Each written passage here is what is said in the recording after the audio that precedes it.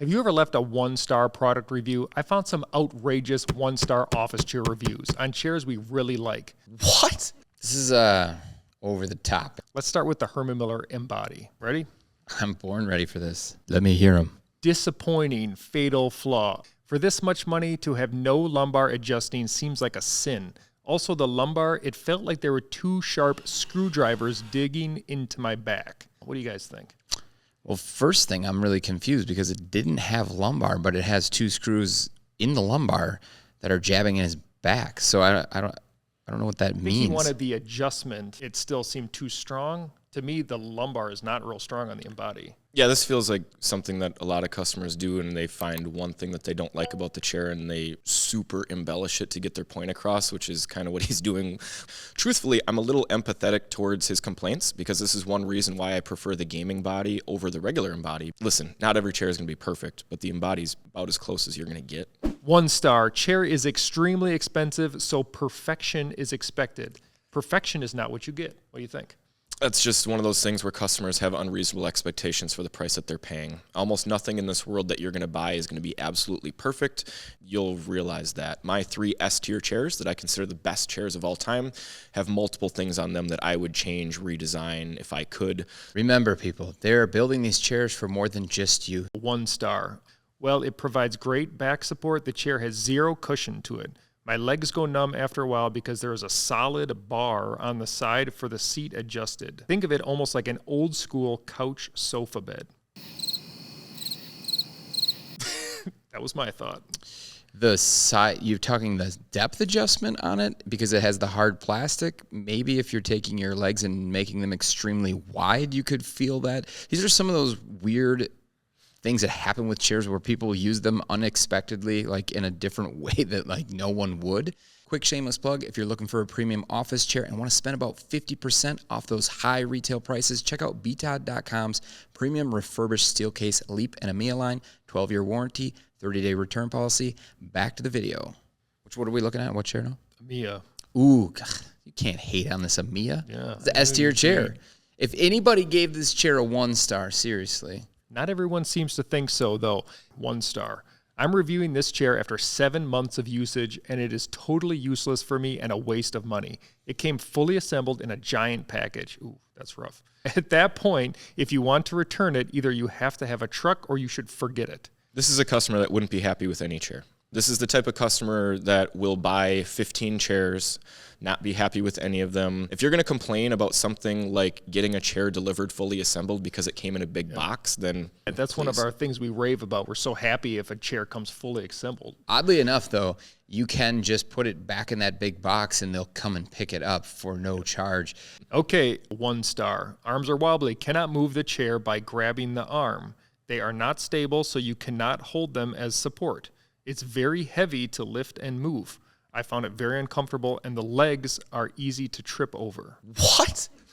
Watch out for those legs. Okay, first of all, we're going to inject some B-roll here right now of me personally, Ryan Bald, moving the Amia by the arms. Here I go.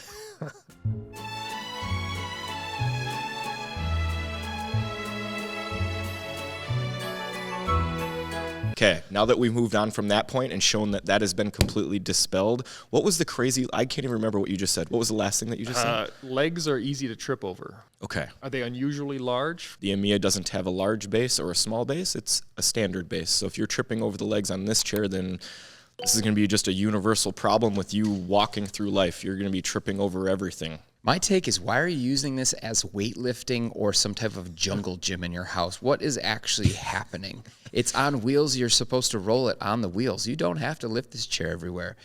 Next is, how are you tripping over the wheels? Are you wrapping your feet under in the 5-star? These things don't make sense. All right, ready for another one. I'm a regular build, 6 foot, and I can sit in the hardest, crummiest chair at any fast food restaurant or school gymnasium with no trouble. There's just something about this steel case Amia that causes me a lot of pain. I hate it. I hate how much I paid for it. It's terrible. How much time do you spend sitting in a chair when you go to a fast food restaurant? I would guess it's about 30 minutes or less, and in that amount of time, you're not going to get uncomfortable. You're going to sit there for a half an hour and be completely fine. We're not talking about that application, though. We're talking about using it for hours and hours. If the seat's uncomfortable, I get it. People complain about chairs like the Amia or other high-end chairs having thin seat pads and them not liking them. Sure, definitely. You should have never looked for a new office chair. Nothing was going to make you happy. I do think that we need to. This is the most crazy, ludicrous line in the video. The butt cheek thing? Yes. Clenching? It usually eases after several minutes of walking around. He's talking about pain from the Amia, bending my knees and clenching my butt cheeks. So this guy is saying that he can sit in a stadium for an entire football game and be fine, but sitting in the Amia makes him have to get up and walk awkwardly around his house, squatting and clenching his butt. And I've never tried that, so maybe that is a fix. The embellishment is just on another level. Oh, right? Just wait. This just is where the real embellishment comes. So next up, the Takova Ergonomic. If you've ever fancied the sensation of enduring a medieval torture session while attempting to type out an email, look no further. The lumbar support, which I can only assume was designed by someone who mistook the human spine for a slab of granite, is an exercise in endurance. It's akin to having a particularly belligerent goblin with an elbow of steel taking up permanent residence in your lower back. In a moment of desperation akin to throwing the ring into the fires of Mount Doom, I removed the lumbar support. I awaited relief. Alas, relief did not come. I wonder if this is one of those reviewers that leaves reviews like this to, like, I wonder if this is one of his, like, personality traits. Like, it's content. This is his hobby, is right. Writing this. There's really not much to say. It's obviously so over the top that it's tough to take any of it seriously. Does the Takova have ideal lumbar support? No. It's a $130 chair. This is over the top, as they say. Can't give you any comments because it's so over the top. Backbreaker 3000 is all I took from that, and something about a goblin that was belligerent. Okay. Other than that, yeah, like Ryan said, it's a $130 chair, so with features you shouldn't expect for $130 in 2024. That's it. 1 star. Poor build quality. How did this become an Amazon recommended item?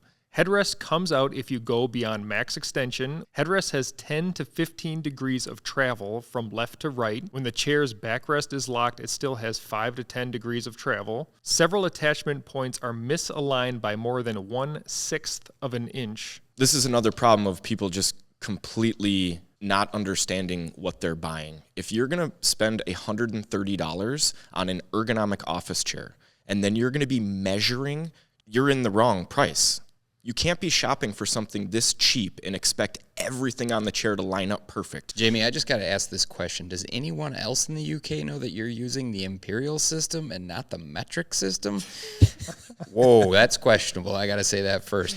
I mean, guys, you have to recognize that's not a lot of money right now. So if you want something better, you got to spend more. You got to get up in the $300 price point for something like the Colony Atlas. But at this price point, I think you have too high of expectations. So unfortunately, I don't really have any good answers. Hope you guys enjoyed these 1 stars as much as we did. If you found any that are even better than this, send them over to us at marketing@btod.com.